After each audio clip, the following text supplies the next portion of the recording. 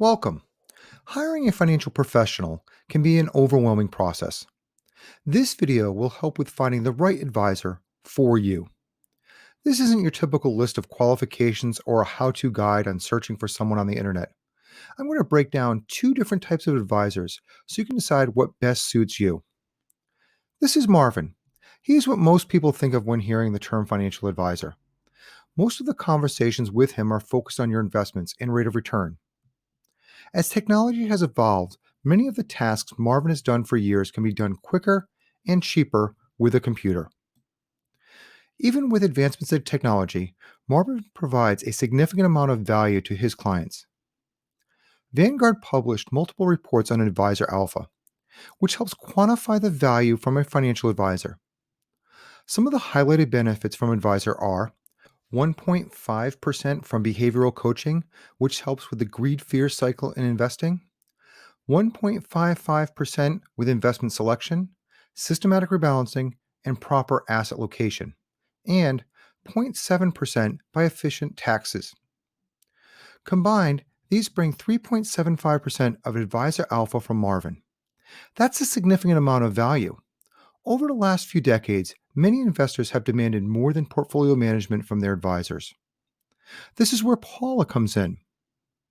She is a financial planner that wants to uncover all your financial needs and help create solutions towards your success. In addition to investment management, she identifies your goals through a financial plan, gets you on track with management of your cash flow and debt, deciphers your employee benefits to maximize them, detects risks and finds solutions to protect your family, helps you translate your healthcare benefits. This is only a short list of some of the most common benefits Paula brings to her clients. Beyond all of the financial planning value Paula adds, she still brings the same advisor alpha as Marvin. But Paula is more than the average financial planner. She's a certified financial planner professional. CFP professionals meet rigorous qualifications.